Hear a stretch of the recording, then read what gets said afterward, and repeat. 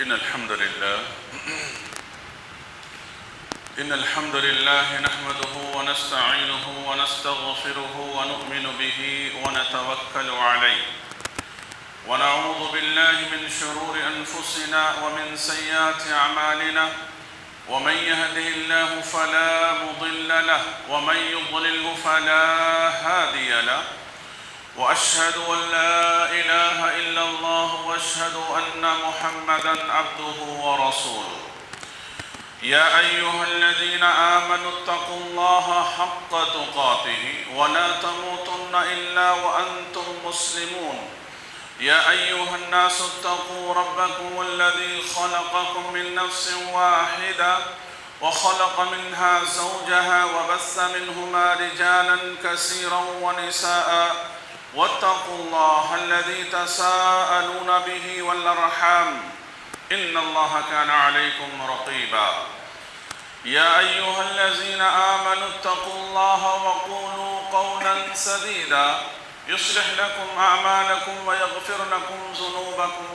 ومن يطع الله ورسوله فقد فاز فوزا عظيما أما بعد فإن خير الحديث كتاب الله وخير الهدي هدي محمد صلى الله عليه وسلم وشر الأمور محدثاتها وكل محدثة بدعة وكل بدعة ضلالة وكل ضلالة في النار. أعوذ بالله من الشيطان الرجيم. بسم الله الرحمن الرحيم. قال لا تختصموا لدي وقد قدمت إليكم بالوعيد ما يبدل القول لدي وما أنا بظلام للعبيد يوم نقول لجهنم هل امتلأت وتقول هل من مزيد وأزلفت الجنة للمتقين غير بعيد هذا ما توعدون لكل أواب حفيظ من خشي الرحمن بالغيب وجاء بقلب منيب ادخلوها بسلام ذلك يوم الخلود. وقال تعالى في موضع آخر ولا تكونوا كالتي نقضت غزلها من بعد قوة أنكاثا. وقال تعالى في موضع آخر من عمل صالحا من ذكر أو أنثى وهو مؤمن فلنحيينه حياة طيبة ولنجزينهم أجرهم بأحسن ما كانوا يعملون. محترم بزرگان دین، نوجوانان اسلام اور پردہ نشین خواتین اسلام، ہر طرح کی بڑائی حمد و ثنا اس اللہ وحدہ لا شریک کے لیے لائق و زیبا ہے جو اپنی ساری ہی مخلوقات کی ہر چھوٹی بڑی عبادتوں کا حمد و ثنا کا اکیلا مستحق ذات ہے۔ اس کے بعد تمام انبیاء کرام پر درود و سلام ہو، بالخصوص ہمارے اور آپ کے آخری نبی پر صلی اللہ علی نبینا محمد وآلہ واصحابہ اجمعین۔ محترم حاضرین جمعہ، الحمدللہ یہ رمضان مبارک کے اختتام کے بعد ہمارا یہ پہلا جمعہ ہے۔ رمضان مبارک کے ختم ہونے کے بعد یہ ہمارا پہلا جمعہ ہے، اور آج کے اس خطبہ جمعہ میں آپ حضرات کے سامنے اس مختصر وقت میں نے ابھی آپ کے سامنے سورۃ النحل کی 2 آیت کریمہ بیان کی ہے، اور اس کا ترجمہ بھی میں ابھی آپ کے سامنے پیش کروں گا۔ اسی آیت کی روشنی میں آپ کے سامنے کچھ باتیں عرض کرنے کی کوشش کروں گا کہ رمضان کے 11 مہینے ہمیں کیسے گزارنا ہے، کیسے ہمارے اندر استقامت ہونی چاہیے، کیسے نیکی کے کاموں پر ہم کو آپ کو ثابت قدمی عطا کرنی چاہیے، اور اگر ہم نے رمضان میں بہت سارے خیر اور بھلائی کو جو کیے ہیں، اللہ سے وعدے اور عہد و پیمان کیے ہیں، اگر ان چیزوں پر ہم قائم نہیں رہتے تو پھر اس کے برے اثرات ہماری زندگیوں میں کیسے کچھ ہونے والے ہیں، ان چیزوں کے تعلق سے میں آپ کے سامنے باتیں عرض کروں گا۔ میرے بھائیوں، ابھی آپ کے سامنے جو پہلی آیت بیان کی گئی ہے، اللہ تبارک و تعالیٰ نے اس سورۃ النحل کی اس آیت میں اللہ رب العالمین نے بیان فرمایا کہ تم اس عورت کی طرح نہ ہو جاؤ، وَلَا تَكُونُوا كَالَّتِي نَقَضَتْ غَزْلَهَا، کہ تم اس عورت کی طرح نہ ہو جاؤ۔ اللہ مثال بیان کر رہے ہیں، مثال کے ذریعے سے بات سمجھا رہے ہیں کہ تم اس عورت کی طرح نہ ہو جاؤ جس نے بڑی محنت سے اپنے سوت تیار کیے۔ سوت مطلب تاگا کو کہتے ہیں، کاٹن کو کہتے ہیں۔ اس نے اپنے چرخے پر اس نے سوت تیار کیے، تاگے تیار کیے، مضبوط تاگے۔ پھر اس کے بعد اس نے کیا کیے، اس تاگوں کو ٹکڑے ٹکڑے کاٹ کر ضائع کر دیے۔ اللہ تبارک و تعالیٰ نے یہ مثال بیان فرمائی ہے۔ اور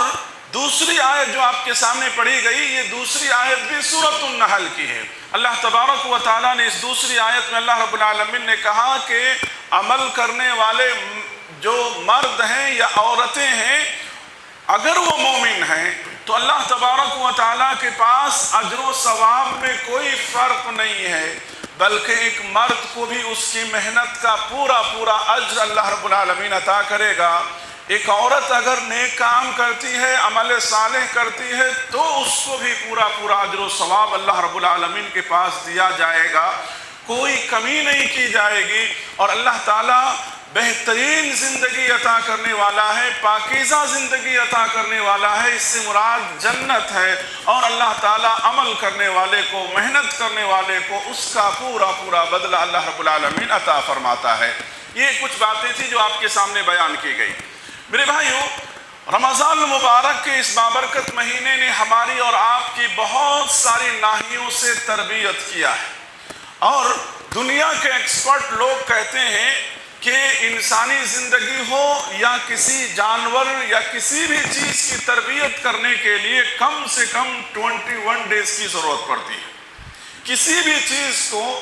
اس کی تربیت کرنا ہے، اس کو ایکسپرٹ کرنا ہے، تو ان 21 دن کے اندر، 21 ڈیز کے اندر وہ چیز، اس چیز کا انسان ہو یا جانور ہو یا کوئی بھی پرندہ ہو یا کوئی بھی چیز ہو، وہ اس کے مطابق اپنی زندگی کو ڈھالنے لگتا ہے۔ اللہ تبارک و تعالیٰ کتنا بڑا مہربان ہے، اندازہ کیجئے کہ 1 مہینے کی مدت اللہ نے رکھی ہے ہماری اور آپ کی تربیت، جو ہماری زندگیوں کے اندر بیہودہ چیزیں ہیں، جو غلط چیزیں ہیں، جو نافرمانی کی طرف لے جانے والی چیزیں ہیں، ہمارے دل و دماغ کی، ہماری طبیعت کی، ہماری مزاج کی، ہر طرح سے تربیت کرنے کے لیے اللہ نے 1 مہینہ اللہ نے ہم کو عطا کیا۔ کتنا بڑا مہربان ہے ہمارا پروردگار۔ لہذا ہم نے جو رمضان مبارک کے اندر عبادتیں کی ہیں، ان عبادتوں پر زندگی کے 11 مہینے بھی عمل کرنا ہے۔ جب تک زندگی ہے ان تمام دنوں میں ان تمام چیزوں پہ ہم کو قائم و دائم رہنا ہے، تب ہی جا کر کے رمضان کا ہم کو آپ کو فائدہ ہوا۔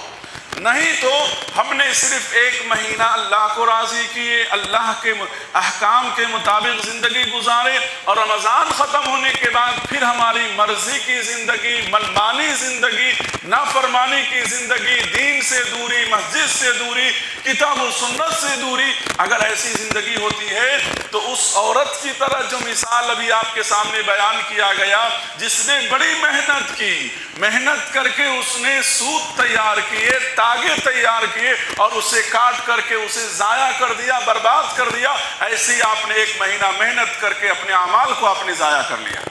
اپنے اعمال کو آپ نے ضائع کر لیا۔ اللہ تعالیٰ نے کتنی پیاری مثال اللہ رب العالمین نے دی ہے، اور کتنی اچھی بات اللہ رب العالمین نے اس آیت کریمہ کے اندر اللہ رب العالمین نے سمجھایا۔ سمجھدار انسان کے لیے بہت بڑی بات ہے یہ، اور نہیں سمجھنے والے کے لیے کچھ نہیں ہے یہ چیز۔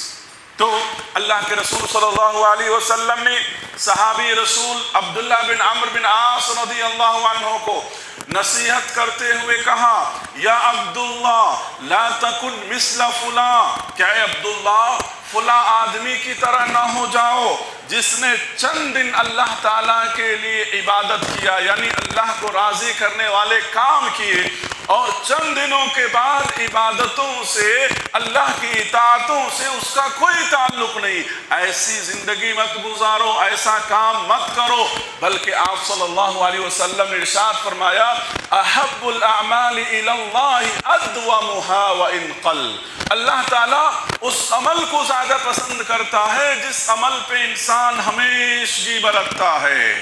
ہمیشہ قائم رہتا ہے، اور وہ عمل گرچہ تھوڑا ہی کیوں نہ ہو، اور وہ عمل سنت کے مطابق ہو، اس پر اگر وہ قائم رہتا ہے، اللہ تعالیٰ ایسے بندے کو پسند بھی کرتا ہے۔ اور ایسا بندہ اگر کسی وجہ سے کبھی عمل نہیں بھی کر پایا، بیماری کی وجہ سے، کسی پرابلم کی وجہ سے، تو بھی اللہ تعالیٰ اس کے کھاتے میں اجر و ثواب اللہ رب العالمین عطا فرماتا ہے۔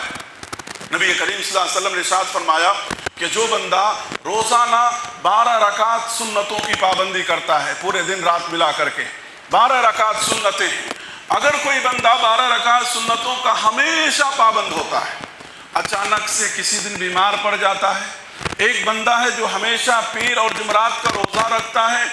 اچانک طبیعت کبھی خراب ہو جاتی ہے، بیمار ہو جاتا ہے، اور وہ 12 رکعت سنتیں نہیں پڑھ پاتا ہے، اللہ تعالیٰ کتنا مہربان ہے، اللہ تعالیٰ فرشتوں کو حکم دیتا ہے کہ آج میرا بندہ عمل نہیں کر پایا، پھر بھی تو اس کو اجر دو، کیونکہ جب وہ صحیح تھا، درست تھا، تو میرے حکم کے مطابق ان سارے اعمال کو روزانہ کیا کرتا تھا۔ تو میرے بھائیو، ہم اگر اپنے آپ کو جس طرح سے رمضان میں نیکیوں کے کاموں میں ہم نے ساری چیزوں کی پابندی کی ہے، اگر آنے والے مہینوں میں بھی اگر ان چیزوں کی پابندی کریں گے، تو جس طرح سے ہم نے رمضان کے مہینے میں اپنی زندگی کے اندر خیر دیکھا، برکت دیکھا، بھلائیاں دیکھی، اچھائیاں دیکھی ہے، وہ چیز آپ کو 11 مہینے بھی وہ ساری بھلائیاں آپ کو دیکھنے کو ملے گی، ساری بھلائیاں آپ کو دیکھنے کو ملے گی۔ دیکھو، ہم رمضان المبارک کے اس بابرکت مہینے میں فجر کی نماز الحمدللہ ہم نے پابندی سے پڑھے ہیں، اللہ کے فضل سے۔ ہم پابندی سے، ہماری یہ سوچ ہوا کرتی تھی کہ کوئی ایک نماز بھی ہماری جماعت سے مس نہ ہو، اگر کوئی ایک نماز ہماری کبھی کسی مصروفیت سے جماعت اگر چھوٹ گئی تو کتنا ہم افسوس کرتے تھے۔ دیکھو، رمضان کا مہینہ ہے، ہماری عصر کی جماعت چھوٹ گئی، تو یہ احساس جو ہے دوسرے دنوں میں بھی ہونا چاہیے، 11 مہینہ بھی ہونا چاہیے۔ اگر آپ رمضان میں قیام کر سکتے ہیں، قیام اللیل کر سکتے ہیں، آپ تہجد کی نماز کی پابندی رمضان میں کر سکتے ہیں، تو غیر رمضان میں کیوں نہیں آپ پابندی کر سکتے ہیں؟ بالکل کر سکتے ہیں۔ اگر انسان کے اندر وہ ارادہ ہو، وہ جذبہ ہو، وہ کوشش ہو، تو انسان ضرور بھی ضرور ان کاموں کو انجام دے سکتا ہے۔ تو میرے بھائیوں، یہی چیز شریعت ہم کو سمجھا رہی ہے۔ اللہ تبارک و تعالیٰ نے سورہ ہجر کے اندر نبی کریم صلی اللہ علیہ وسلم کو اس بات کا حکم دیتے ہوئے اللہ نے کہا، وَاعْبُدْ رَبَّكَ حَتَّى يَأْتِيَكَ الْيَقِينُ، کیا نبی کریم صلی اللہ علیہ وسلم، آپ اپنے رب کی عبادت اس وقت تک کیجئے جب تک کہ آپ کو وفات نہ آ جائے۔ اب اس آیت کریمہ سے کیا بات معلوم ہوتی ہے؟ سورہ ہجر کی آخری آیت ہے، بالکل لاسٹ آیت ہے۔ اللہ تبارک و تعالیٰ نے جو یہ بات کہی، اس سے مطلب کیا ہے؟ زندگی کی سانس جب تک چل رہی ہے اللہ کی عبادت ہونی چاہیے۔ رمضان خاص صرف عبادت کر کے دوسرے مہینے میں چھوڑنا ایسا نہیں، بلکہ رمضان کے بارے میں بھی اللہ پوچھے گا، اور رمضان کے بعد کی زندگی میں بھی اللہ رب العالمین اس کے تعلق سے بھی سوال کرے گا۔ اس لیے اللہ کے رسول صلی اللہ علیہ وسلم نے بیان فرمایا، جن سے ہماری محبت، جن سے محبت کی بنیاد پر ہمارا ایمان مکمل ہوتا ہے، نبی سے محبت کی بنیاد پر آپ صلی اللہ علیہ وسلم نے ارشاد فرمایا کہ آدم کی اولاد کے قدم جو ہیں اس وقت تک نہیں ہٹیں گے جب تک کہ اللہ تعالیٰ کے پاس 5 سوالات کے جوابات نہ دے دیں۔ 5 سوالات کے جوابات ہر انسان جب تک نہیں دے گا اس کا قدم آگے نہیں بڑھے گا، وہاں سے وہ ہل نہیں سکتا ہے۔ ان 5 سوالات میں سے کچھ باتیں اس طرح سے ہیں کہ اللہ تبارک و تعالیٰ عمر کے تعلق سے پوچھے گا۔ تم نے اپنی عمر جو اللہ نے تم کو 40 سال 50 سال 60 سال 70 سال جتنے بھی اللہ نے عمر دی ہے، اس عمر کو اس وقت کو تم نے کہاں لگایا، کیسے تم نے استعمال کیا؟ سوچو میرے بھائیو، ایک ایک چیز ایک ایک منٹ کے بارے میں اللہ رب العالمین اگر پوچھ لے تو اللہ اکبر ہمارا آپ کا کیا حشر ہوگا۔ آج ہم اپنی زندگی کے کتنے اوقات ہمارے نوجوان ہیں جو واٹس ایپ فیس بک مختلف قسم کی بیکار چیزوں میں اپنے وقتوں کو ضائع کرتے ہیں۔ کتنے ایسے لوگ ہیں جو اپنی زندگی کے قیمتی وقت کو، جب کہ ان کو بننا ہے سنورنا ہے محنت کر کے آگے بڑھنا ہے، ایسے وقت میں اپنے وقت کو ضائع کرتے ہیں۔ تو لہذا وقت کے تعلق سے اللہ سوال کرے گا، اللہ تبارک و تعالیٰ پوچھے گا کہ ہم نے جو وقت دیا تھا عمر دیا تھا اس کو کہاں استعمال کیا۔ اسی طرح سے سوالات یہ بھی ہوں گے کہ اللہ تبارک و تعالیٰ پوچھے گا کہ جو تم نے مال کمایا ہے اس مال کو کہاں سے کمایا اور تم نے کہاں خرچ کیا، کہاں کمایا اور کیسے خرچ کیا۔ ہم اور آپ سوچتے ہیں کہ بھائی یہ دنیا ہے، کیسے بھی کما لو، کیسے بھی جمع کر لو، لوٹ کھسوٹ کیسے بھی کرو۔ اللہ تبارک و تعالیٰ پوچھے گا، ایک ایک پائے کا حساب لے گا اللہ رب العالمین کہ کہاں سے تم نے اس کو حاصل کیا تھا، کہاں پہ تم نے اس کو خرچ کیا، کتنا حلال راستے میں خرچ کیا، کتنا حرام راستے میں خرچ کیا، اور جو کچھ کہ تم نے دین کے بارے میں سنا، دین کے بارے میں سیکھا، دین کے بارے میں معلومات کیا، ان چیزوں پر کہاں تک کس حد تک تم نے عمل کیا، کس حد تک تم نے عمل کیا۔ تم نے جمعہ کے خطبے میں جو تم نے نصیحتیں سنی تھی، صبح کے درس میں جو تم نے نصیحتیں سنی تھی، مختلف قسم کے پروگرامز میں جو تم نے نصیحتیں سنی تھی، دین کے حوالے سے، نبی کے حوالے سے، ان ساری باتوں کو جاننے کے بعد تمہاری زندگی میں کتنی تبدیلیاں آئی، کہاں تک تبدیلی آئی، تم نے کتنی ان چیزوں کو اپنی زندگی میں اپنایا۔ اللہ تبارک و تعالیٰ ہم سے بھی پوچھے گا، آپ سے بھی پوچھے گا، ساری انسانیت سے اللہ رب العالمین سوال کرے گا۔ میرے بھائیو، اگر ہم کو آپ کو بچنا ہے تو اپنی زندگیوں کے اندر ہم کو اور آپ کو ان چیزوں کے اندر اپنے آپ کو درست کرنا ہے، جسے استقامت کہا جاتا ہے۔ استقامت کو اپنانا ہوگا، جیسے کہ ایک صحابی رسول صلی اللہ علیہ وسلم کے پاس آ کر کہتے ہیں کہ اللہ کے رسول صلی اللہ علیہ وسلم، آپ مجھے اسلام کے تعلق سے ایسی بات بتا دیجئے کہ آپ کے بعد مجھے ضرورت نہ پڑے اللہ کے رسول صلی اللہ علیہ وسلم کسی سے کچھ پوچھنے کی۔ آپ صلی اللہ علیہ وسلم نے بڑی پیاری نصیحت کی، ان کو نصیحت کرتے ہوئے آپ نے کیا کہا؟ قل آمنت باللہ، قل آمنت باللہ ثم استقم، کہو کہ میں اللہ پر ایمان لایا اور پھر اس پر ڈٹ جاؤ، جم جاؤ۔ یعنی استقامت کہتے ہیں، استقامہ یستقیم، یہ ورب ہے، اس کے معنی ہوتے ہیں سیدھا ہونا، درست ہونا، یعنی اللہ تبارک و تعالیٰ کے بتائے ہوئے احکامات اور فرامین کے مطابق اس خوشی کے ساتھ ان چیزوں پر ثابت قدم ہو جانے کو استقامت کہا جاتا ہے۔ تو لہذا تم استقامت کو اپنا لو، اور اللہ کے رسول صلی اللہ علیہ وسلم کی کتنی ایسی دعائیں ہیں جو اللہ کے رسول صلی اللہ علیہ وسلم اللہ سے کرتے تھے کہ اللہ عمل کرنے کے بعد اس میں کمی نہیں واقع ہو، اس میں نقص نہیں واقع ہو۔ اللہ کے رسول صلی اللہ علیہ وسلم دعا کیا کرتے تھے۔ میں آپ کے سامنے ایک تو دعائیں نبی کریم صلی اللہ علیہ وسلم کی جو ہے وہ آپ کے سامنے میں بیان کرنے کی کوشش کرتا ہوں۔ اللہ کے رسول صلی اللہ علیہ وسلم یہ دعا کیا کرتے تھے، اللہم انی اعوذ بک من الحور بعد القور، اللہم انی اسألک من الحور من القور، کاف ہے، من القور، اے اللہ میں اضافے کے بعد یعنی عمل زیادہ کرنے کے بعد اللہ اس عمل میں کمی ہونے سے اللہ تیری پناہ چاہتا ہوں۔ ایسا نہیں کہ رمضان میں اللہ میں نے خوب عمل کیا، اب سارے عمل میرے ضائع ہو جائیں، میرے عمل کے اندر کمی واقع ہو جائے، اے اللہ ان چیزوں سے میں تیری پناہ چاہتا ہوں۔ دیکھیے جب نبی کریم صلی اللہ علیہ وسلم اللہ سے دعا کر رہے ہیں کہ عمل کے بعد اللہ اس میں کمی نہ آئے، گراوٹ نہ آئے، میں ان چیزوں سے دور نہ ہو، تو ہم کو اور آپ کو کتنی دعا کرنی چاہیے؟ اس دعا کو یاد کر لو آپ، اللہم انی اعوذ بک من الحور بعد القور، یہ چھوٹی سی دعا ہے، ضرور یاد کریں یا اپنے الفاظ میں اپنی زبان میں اللہ رب العالمین سے کہو کہ اللہ ہم نے جو عمل کیے ہیں اس میں کمی کی طرف میں نہ جاؤں، پروردگارہ اس عمل میں کمی نہ آئے۔ پھر اللہ کے رسول صلی اللہ علیہ وسلم کی اور ایک دعا ہے، اللہ کے رسول صلی اللہ علیہ وسلم کہا کرتے تھے اللہم انی اسألک الثبات فی الامر والعزیمت علی الرشد، کہ میرے پروردگارہ میں تجھ سے استقامت اور ہدایت پر ثابت قدمی کے تعلق سے سوال کرتا ہوں۔ اللہ میں تجھ سے ہدایت جو تو نے دیا تھا 1 مہینہ عمل کرنے کی، اور تو نے جو مجھے ثبات قدمی دی، اللہ ان چیزوں پر استقامت کی اللہ میں تجھ سے دعا کرتا ہوں۔ دیکھو کتنی بڑی بات ہے کہ نبی کریم صلی اللہ علیہ وسلم اللہ رب العالمین سے یہ دعا کر رہے ہیں اور اللہ رب العالمین سے مانگ رہے ہیں۔ تو لہذا ہم کو بھی، آپ کو بھی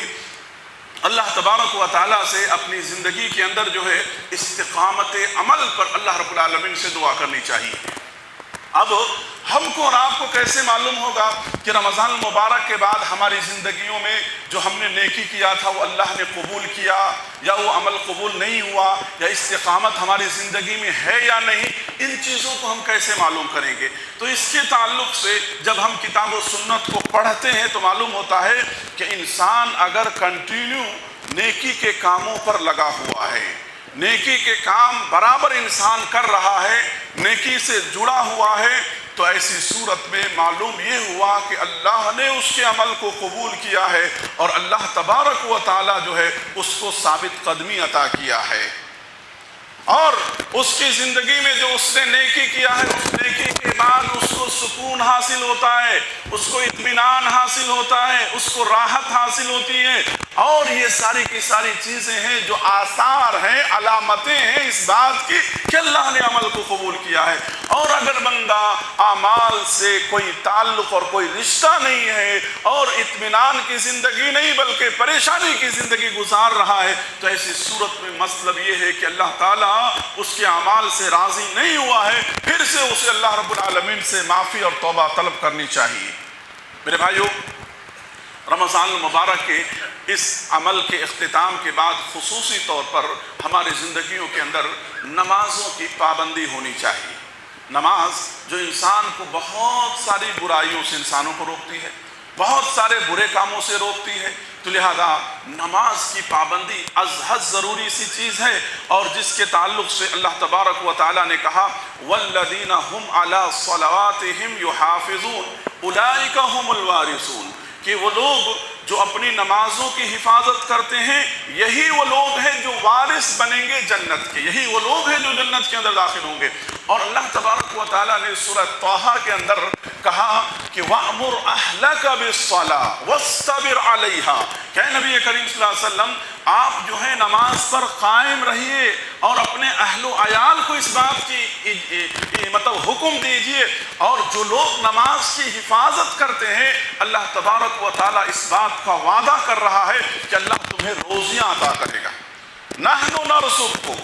اللہ تعالیٰ کہہ رہے ہیں کہ ہم تمہیں روزیاں عطا کریں گے۔ تو معلوم یہ ہوا کہ نماز کی حفاظت پر اللہ تعالیٰ روزی عطا کرتا، رزق میں برکت عطا کرتا۔ اگر ہماری زندگیوں میں رزق میں تنگی آ رہی ہے تو ہم کو جائزہ لینا چاہیے کہ ہم نمازوں کے پابند ہیں یا نہیں، یا ہم اپنے طور پر پابند تو ہیں لیکن ہمارے گھر کے دوسرے لوگ نماز نہیں پڑھ رہے، اس کا بھی اثر ہماری زندگی کے اندر ہو سکتا ہے۔ لہذا اپنے گھر کے سارے لوگوں کو، اپنے تمام لوگوں کو اس بات کا پابند بناؤ اور تمام لوگوں کو نمازوں کی پابندی کرنے کا حکم دو، کیونکہ اللہ تعالیٰ نے اس بات کا حکم دیا کہ وَأْمُرْ أَهْلَكَ بِالصَّلَاةِ، آپ اپنے اہل و عیال کو نماز کا حکم دیجئے۔ سورہ طٰہٰ میں اس بات کا تذکرہ اللہ نے کیا ہے۔ کتنی بڑی بات ہے۔ کبھی کبھی کیا ہوتا ہے، باپ بڑا نمازی ہوتا ہے، بڑا دیندار ہوتا ہے، اور اس کا اولاد جو ہے ایک وقت مسجد کی طرف نہیں آتا ہے۔ کبھی ماں نمازی ہوتی ہے، بیٹی نماز نہیں پڑھتی ہے، دوسرے لوگ گھر کے اندر نماز نہیں پڑھتے۔ میرے بھائیو، اس کی وجہ سے بھی آپ کی زندگی میں تنگی آئے گی۔ لہذا ہم جہاں خود نمازوں کے پابند ہیں وہیں پر اپنے اولاد کو بھی نماز کے پابند بنائے۔ اور کتنے ماں باپ ہیں جو اس کے الٹا ہے، اس کے برخلاف ہیں۔ اولاد کو کہتے ہیں نماز پڑھو، اولاد کو کہتے ہیں نماز پڑھو، خود نماز نہیں پڑھتے ہیں۔ ماں بچیوں کو کہتے ہیں نماز پڑھو، خود نماز نہیں پڑھتی۔ میرے بھائیو، اس کا اثر نہیں ہو سکتا ہے جب تک آپ عمل کرنے والے نہیں ہوں گے، اس وقت تک اس کا اثر آپ کے بچوں پہ نہیں ہوگا۔ لہذا قرآن مجید نے سورہ تحریم کے اندر اللہ رب العالمین نے آخری صفحے کی آیت میں اللہ تعالیٰ نے یہ بات کہی کہ اپنے آپ کو قُوا أَنفُسَكُمْ وَأَهْلِيكُمْ نَارًا وَقُودُهَا النَّاسُ وَالْحِجَارَةُ کہ تم اپنے آپ کو اور اپنے اہل و عیال کو جہنم کی آگ سے بچاؤ۔ اللہ تبارک و تعالیٰ نے خود کو اور پھر اپنے اہل و عیال کو، لہذا آپ چاہتے ہیں کہ اس کی دنیا اور آخرت دونوں جگہ کی کامیابی ہو تو پھر اس بات کی فکر کرنی ہوگی، ایمان و عقیدے کی فکر کرنی ہوگی، ایمانیات کے تعلق سے، عقیدہ توحید کے تعلق سے تمہیں فکر مند ہونا ہوگا۔ یہ انبیاء کرام کی سنت رہی ہے۔ دیکھو حضرت یعقوب علیہ السلام کو سورہ بقرہ میں پڑھو، اللہ تبارک و تعالیٰ نے ذکر کیا اس بات کا کہ دنیا سے جا رہے ہیں، دنیا سے وفات پا رہے ہیں، اور پاتے ہوئے اپنے بچوں کو جو نصیحت کر رہے ہیں وہ عقیدہ توحید کی نصیحت کر رہے ہیں، دین پر قائم رہنے کی نصیحت کر رہے ہیں میرے بھائیوں۔ اور خصوصاً آج کی اس ماحول میں جہاں پہ ایمان اور عقیدے جو ہیں ایسے لٹ رہے ہیں، ایمان اور عقیدے ایسے بک رہے ہیں، ایمان اور عقیدے ایسے ختم ہو رہے ہیں، جو ہر صاحب ایمان جو ہے پریشان ہے اور خوف زدہ ہے کہ میری زندگی تو کیسے بھی گزر رہی ہے، لیکن میری آنے والی نسل کے ایمان اور عقیدے کا کیا ہوگا؟ بتاؤ، میں اگر غلط کہہ رہا ہوں تو قدم قدم پر آئے دن ہم دیکھتے ہیں لوگوں کے ایمان اور عقیدوں پہ کیسے حملے ہو رہے ہیں میرے بھائیوں۔ تو لہذا ذمہ دار ماں باپ کو چاہیے کہ وہ اپنے آنے والی نسل کے تعلق سے، ان تمام لوگوں کے تعلق سے فکر مند ہوں، اللہ رب العالمین سے دعائیں کریں۔ آپ بار بار اگر آپ دعا کریں گے اللہ رب العالمین سے تو آپ کی نسل اور آنے والی نسل جو ہے دین پر کہیں قائم رہے گی، ان کا ایمان و عقیدہ محفوظ رہے گا۔ آپ کو معلوم ہے کہ اللہ تبارک و تعالیٰ سے اس حضرت ابراہیم علیہ السلام نے ہزاروں سال پہلے دعا کیا تھا، اس دعا کا نتیجہ تھا کہ ہمارے نبی محمد صلی اللہ علیہ وسلم اس دنیا کے اندر آئے، حضرت ابراہیم علیہ السلام کی دعاؤں کا نتیجہ تھا۔ تو میرے بھائیو، ہم اور آپ جب دعا کریں گے تو ہماری نسل میں اللہ تبارک و تعالیٰ لوگوں کو دین پر قائم رکھے گا، دیندار بن کر کے رہیں گے، بے دین بن کر کے نہیں، ہمارے لیے مصیبت اور پریشانی اور بدنامی کا ذریعہ وہ نہیں بنیں گے بلکہ نیک نامی کا وہ ذریعہ بنیں گے۔ تو لہذا اس کے ساتھ ساتھ ہماری زندگیوں کے اندر ہم نے جو اعمال کیے ہیں ان اعمال کی قبولیت کے لیے اللہ رب العالمین سے دعا کرو۔ اللہ رب العالمین سے عمل کیا ہم نے اللہ کی توفیق سے، اب اس عمل کے قبول ہونے کے لیے اللہ سے دعا کرنا بار بار۔ قرآن مجید کے اندر آپ نے یہ آیت بار بار سنی ہوگی حضرت ابراہیم علیہ السلام اور اسماعیل علیہ السلام کا، کہ سورہ بقرہ میں اللہ نے ذکر کیا اس دعا کا کہ ربنا تقبل منا انک انت السمیع العلیم۔ یہ حضرت ابراہیم اور اسماعیل علیہ السلام اللہ کے گھر کی بنیاد رکھ رہے ہیں اور بار بار دعا کر اللہ قبول کر لے، اللہ قبول کر لے ہم کو اور آپ کو بھی ان اعمال کو جو ہم نے کیا ہے، چاہے چھوٹا عمل ہو یا بڑا عمل ہو، ہم ان اعمال کے اللہ سے قبولیت کے لیے دعا کریں، اللہ قبول کر لے۔ اگر کوئی کوتاہی تھی اللہ تو معاف کر دے، تو رحم کرنے والا ہے، تو کرم کرنے والا ہے، تیری رحمت کے سامنے پروردگارہ میرے گناہوں کی کوئی حیثیت نہیں ہے۔ پروردگارہ تیرے رحم و کرم سے تو اپنے بندوں کی ساری چیزوں کو معاف کرنے پر قادر ہے۔ اللہ سے بار بار دعا کریں آپ، اللہ تبارک و تعالیٰ سے دعا کرنا اور اللہ سے مانگنا یہ ہماری اور آپ کی ذمہ داری ہے میرے بھائیوں۔ یہ کچھ بنیادی باتیں تھیں جو آپ کے سامنے بیان کی گئی ہے، انہی ساری باتوں پر ہم اپنی بات کو ختم کرتے ہوئے اللہ تبارک و تعالیٰ سے دعا کرتے ہیں کہ رب العالمین جو بھی باتیں ابھی آپ کے سامنے کتاب و سنت کے حوالے سے ہم نے کیا ہے، اللہ تبارک و تعالیٰ ان باتوں پر، ان چیزوں پر بقیہ 11 مہینے ہمیں اللہ تعالیٰ ثابت قدمی کے ساتھ زندگی گزارنے کے اللہ ہم کو توفیق دے، اور شیطان کے ہر حملے سے، ہر گمراہی سے، ہر ضلالت سے اللہ تو ہماری حفاظت فرما اور محفوظ رکھ پروردگار ہمیں، آمین۔ اقول قولی ھذا استغفر اللہ لی ولکم ولسائر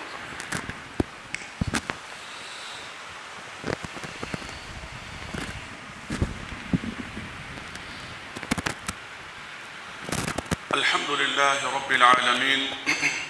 والعاقبۃ للمتقین والصلاة والسلام علی رسولہ الکریم، اما بعد۔ محترم حضرات، ابھی آپ کے سامنے رمضان مبارک کے بعد ہم کو آپ کو نیک کاموں پر یا دینی عبادات پر، عقائد کی درستگی پر، ان تمام چیزوں پر ہم کو قائم اور دائم رہنا ہے، اس کے تعلق سے آپ کے سامنے بنیادی باتیں کی گئی، اور ایک مسئلہ اور ایک نیکی جو میں آپ کے سامنے بیان کروں۔ آپ کو اس بات کا علم ہے کہ ہم اور آپ شوال کے مہینے سے گزر رہے ہیں۔ یہ شوال کا مہینہ جس کے اندر 6 روزہ رکھنے کی نبی کریم صلی اللہ علیہ وسلم نے بڑی فضیلت بیان فرمائی. 6 روزوں کی بڑی فضیلت ہے. اللہ کے رسول صلی اللہ علیہ وسلم سے حضرت ایوب انصاری رضی اللہ عنہ اس حدیث کو بیان کرتے ہیں. صحیح مسلم کے اندر یہ حدیث موجود ہے کہ اللہ کے رسول صلی اللہ علیہ وسلم نے بیان فرمایا کہ جو بندہ شوال کے 6 روزے رکھتا ہے، شوال کے 6 روزے رکھتا ہے، تو اس بندے کو اللہ تبارک و تعالی سال بھر روزہ رکھنے کا اجر و ثواب دے گا.